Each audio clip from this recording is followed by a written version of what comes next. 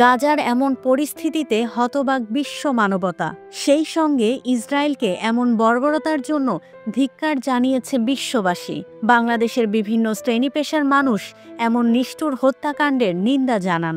দেশের শোবিজ তারকারাও এ বিষয়ে প্রতিবাদ মুখর। সোশ্যাল মিডিয়ায় তারা এমন মানবতা বিরোধী কর্মকাণ্ড বন্ধের আহ্বান জানান।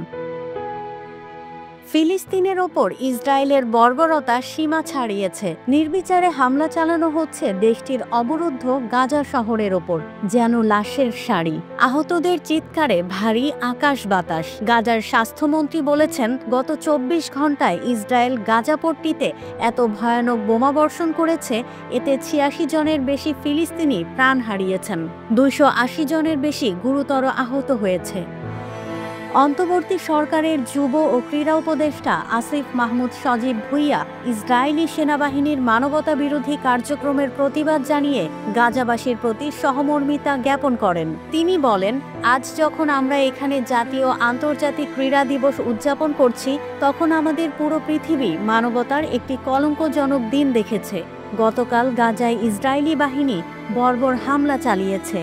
আমরা দেখেছি মানুষের লাশ কিভাবে আকাশে উঠছে বোমার আঘাতে। আক্রান্ত গাজাবাসীর প্রতি সহমর্মিতা জানিয়ে উপদেষ্টা বলেন, আমরা গাজার জনগণের প্রতি আমাদের সহমর্মিতা ও সমর্থন জানাতে চাই এই দিনে। সেই সঙ্গে আমরা আশা করি পৃথিবী থেকে সকল মানবতা বিরোধী কার্যক্রম চিরতরে বন্ধ হোক। বাংলাদেশে সাম্প্রতিক সময়ে আমরা যা দেখেছি তা কখনোই মেনে নেওয়া উচিত নয়। গাজার হত্যাকাণ্ডের প্রতিবাদ জানিয়ে দেশের জনপ্রিয় গায়ক আসিফ আকবর তার সোশ্যাল মিডিয়ায় লিখেছেন, বিদায় রাফা গাজার জান্নাতি শহীদেরা, শ্রেষ্ঠ ধর্মের অনুসারী আর তাদের নিকৃষ্ট শাসকরা আনন্দে থাকুক জ্বলন্ত জমিনের দোজখে।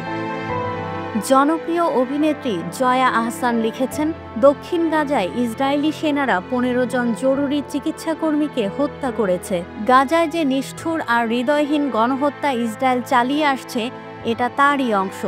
পৃথিবীকে তারা ফিলিস্তিনি শূন্য করার নিয়ত নিয়ে নেমেছে।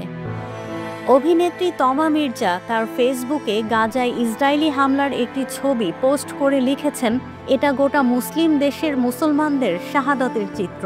নায়ক ইমন লিখেছেন, গাজা আজই শেষ হয়ে যাবে না। যতদিন এই দুনিয়া থাকবে ততদিন গাজা এবং ফিলিস্তিনও থাকবে, কারণ এটি আল্লাহর কোরআনিক ওয়াদা এবং রাসূল সাল্লাল্লাহু আলাইহি সাল্লামের ভাষায় ঘোষণা। কিয়ামতের আগে পৃথিবীর রাজধানী হবে আল-আকসা আর সেন্টার পয়েন্ট হবে ফিলিস্তিন।